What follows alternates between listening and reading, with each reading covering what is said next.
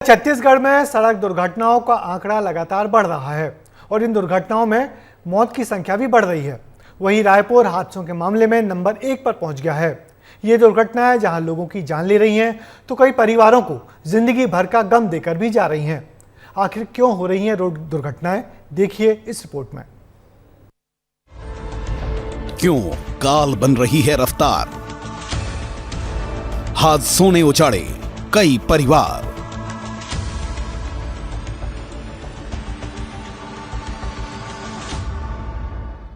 सड़क पर गाड़ी चलाते वक्त सावधान रहें, रफ्तार को काबू में रखें, क्योंकि जितनी तेज रफ्तार होगी जान को भी उतना ही खतरा होगा। छत्तीसगढ़ में रफ्तार का यह कहर कई परिवारों को तबाह कर चुका है, उन्हें जिंदगी भर का गम दे चुका है। हादसे में जाने वाले तो चले गए, लेकिन पीछे रोते बिलखते परिवारों को छोड़ गए। सबसे पहले हम देख लेते हैं कि रफ्तार कैसे काल बन गई। सड़क हादसों में छत्तीसगढ़ में 3 सालों में 18,234 मौत हुई। सड़क हादसों में नंबर 1 बना रायपुर। रायपुर में 3 सालों में 1,660 की मौत।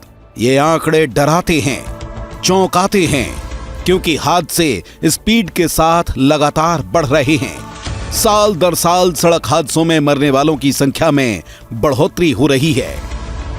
बात करें लगातार बढ़ रहे हादसों की, तो साल 2022 में 13,279 हादसे हुए, जिनमें 5,834 की मौत हुई, और रायपुर में 1,911 हादसे हुए, जिनमें 583 की मौत हुई। साल 2023 हादसों में 4.5% की वृद्धि हुई और 14,500 हादसे हुए, जिनमें 6,100 की मौत हुई। अकेले रायपुर में 1,961 हादसे हुए, जिनमें 507 की मौत हुई। साल 2024 में हादसों की संख्या में 8% की वृद्धि हुई और 15,500 हादसे हुए, जिनमें 6,300 की मौत हुई। रायपुर में 2,400 हादसे हुए, जिनमें 570 की मौत हुई। छत्तीसगढ़ में हादसों के लिहाज से राजधानी सबसे बड़ा सेंटर पॉइंट बना हुआ है। पिछले 3 सालों के आंकड़ों को देखें तो साल दर साल हादसे बढ़ते जा रहे हैं, लेकिन हादसे सिर्फ 2 व्यक्तियों की जान नहीं लेते, बल्कि पूरा परिवार सदमे में चला जाता है। आपको याद होगा, कुछ दिनों पहले ही रायपुर के 4 लड़कों का मैनपाट में एक्सीडेंट हुआ था। परिवार ने अपने नौजवान बेटों को खोया है। हादसे के बाद वक्त बीत रहा है, लेकिन आंसू थमने का नाम नहीं ले रहे हैं। सड़क दुर्घटना में मौत हो जाती है, लेकिन उस मौत के बाद उस परिवार का हाल बेहाल हो जाता है, और खासकर वो माँ का स्थिति जिसने अपने नौजवान बेटे को खोया है।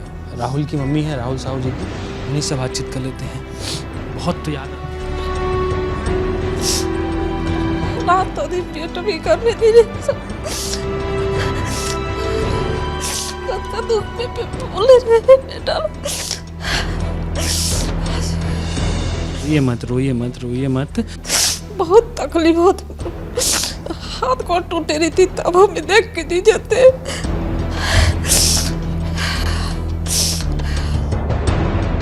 उसका नेचर इतना अच्छा है कि सब लोग उसके शौक में दुखी मना रहे हैं। लगा एक्सीडेंट हो जाता है, लेकिन उसके बाद परिवार क्या रहता है? एक अपील कर दीजिए सभी लोगों से कि ऐसा जो आपके साथ हुआ। तो सभी बच्चे लोग तो बोलते हैं कि गाड़ी धीरे चलाओ। अनहोनी को कौन जानता है। हमारी मुलाकात राजेश नायक से हुई, जो हादसे का शिकार हो चुके हैं, और उस हादसे से उबरने में उन्हें 1.5 से 2 साल का वक्त भी लगा। एक पीड़ित हमारे साथ हैं जिनके एक्सीडेंट हुआ था।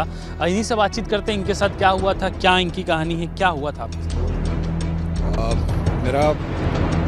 मैं सीधे रास्ते में ही जा रहा था अपने, लेकिन पीछे से मेरे को डैश किया गया और मैं गिर गया।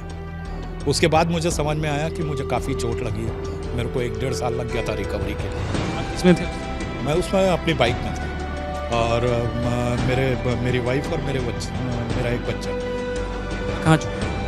मुझे पैर में पूरी ये आई थी, लंबा मल्टी फ्रैक्चर हुआ था। हादसों का मुख्य कारण तेज स्पीड और शराब पीकर गाड़ी चलाना है। साथ ही यातायात नियमों का पालन न करने से भी सड़क दुर्घटनाएं हो रही हैं। अधिकारियों के मुताबिक शाम को 6 बजे के बाद सबसे ज्यादा हादसे होते हैं।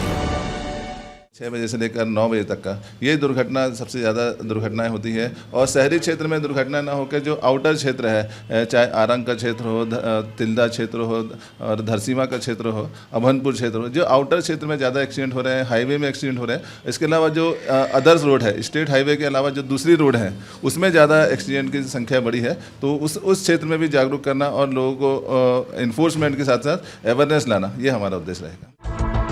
अब जरूरत ट्रैफिक पुलिस को सख्ती से नियमों का पालन कराने की है, जागरूकता के कार्यक्रम करने की है, लेकिन इससे कहीं ज्यादा जिम्मेदारी खुद वाहन चालकों की भी है, क्योंकि आपकी एक छोटी सी गलती न केवल आपकी जान पर भारी पड़ती है, बल्कि पूरे परिवार को तबाह कर देती है।